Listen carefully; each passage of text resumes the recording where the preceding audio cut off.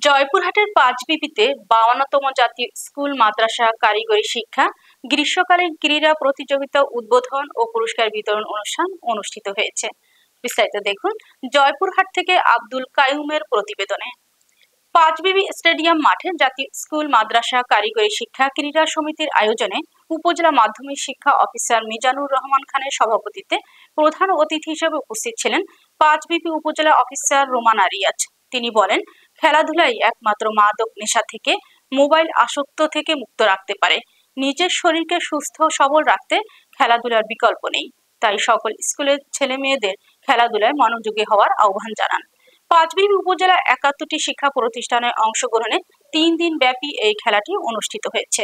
এ সময় অন্যান্যদের মধ্যে উপস্থিত ছিলেন পাঁচবিবি উপজেলার কর্মকর্তা মোহাম্মদ বেলায়েত হোসেন, উপজেলা একাডেমিক সুপারভাইজার জহুরুল ইসলাম, ধুরইল উচ্চ বিদ্যালয়ের প্রধান শিক্ষক সোহরাব হোসেন চৌধুরী, হাবিবপুর উচ্চ বিদ্যালয়ের প্রধান শিক্ষক নজরুল ইসলাম, রামভদ্রপুর উচ্চ বিদ্যালয়ের প্রধান শিক্ষক সুদেব চন্দ্র দাস, কোতোয়ালিবাগ উচ্চ বিদ্যালয়ের প্রধান শিক্ষক মোহাম্মদ আলী, মহিপুর মাওলানা উচ্চ বিদ্যালয়ের প্রধান শিক্ষক এনামুল ইসলাম, সোনাপুর উচ্চ বিদ্যালয়ের প্রধান শিক্ষক রেজাউল ইসলাম, সীমান্তপুর উচ্চ বিদ্যালয়ের প্রধান শিক্ষক সাইফুল ইসলাম, উরানি উচ্চ বিদ্যালয়ের প্রধান শিক্ষক রেজাউল ইসলাম বাবু, স্কুল মাদ্রাসা কারিগরি শিক্ষা প্রতিষ্ঠানের সকল শিক্ষকগণ এবং বিভিন্ন শিক্ষা প্রতিষ্ঠানের খেলোয়াড়রা উপস্থিত ছিলেন।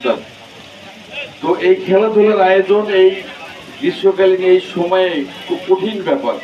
প্রধান অতিথি নিজে অনুতপ্ত, অনুভব করতে পারলেন যে এত গরম, তার ভিতরেও কিন্তু তোমরা অনেক কষ্ট করে এই খেলাধুলা শেষ করলা।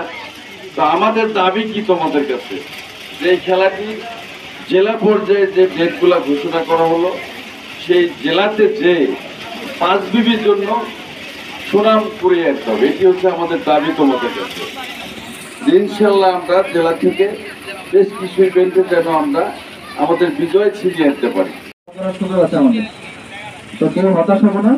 আর যারা আমরা জয়ী হয়েছি সকলের জন্য শুভকামনা থাকলো।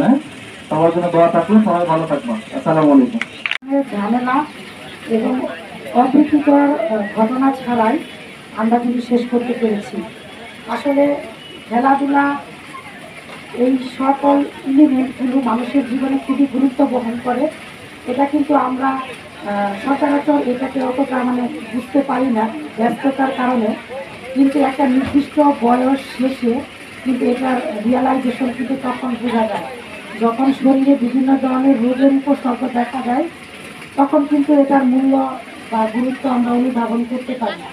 আজকে যারা নবীন, যারা আমাদের সামনে খেলাধুলা বিভিন্ন ইভেন্টে অংশগ্রহণ করলো, তারা কিন্তু যদি এই খেলাধুলার চর্চাটা যদি অব্যাহত রাখে, আমি আশা করি তারা যখন একটা পরিণত বয়সে উপনীত হবে, তখন তারা অনেকাংশে রূপ, বিভিন্ন ধরনের শারীরিক যে জটিলতা, এগুলো কিন্তু অনেকাংশে তাদের কম থাকবে।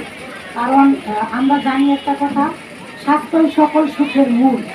তো স্বাস্থ্যটাকে ঠিক রাখতে হলে খেলাধুলার কিন্তু বিকল্প নেই। খেলাধুলা এমন ভাবে শরীরের সাথে অ্যাডজাস্ট করা যে আমরা যখন দীর্ঘ সময় বসে বসে কাজ করি, আমাদের কিন্তু বিভিন্ন ধরনের সমস্যা ক্রিয়েট হয়ে থাকে। তো আমরা যদি নিয়মিত বয়সের সাথে সাথে নিয়মিতভাবে এই খেলাটা যদি আমরা প্র্যাকটিস করি রেগুলার, তাহলে কিন্তু শারীরিকভাবেও যেমন ফিট থাকা যায়, মানসিকভাবেও রিফ্রেশ থাকা যায়।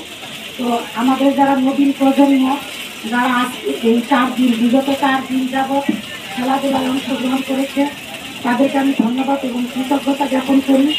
এবং একই সাথে খেলাধুলার গুরুত্ব আসলে বলে শেষ করার মতো নয়।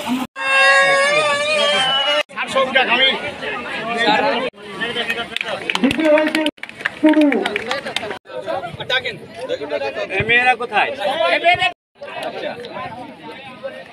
ঠিক আছে, থ্যাংক ইউ।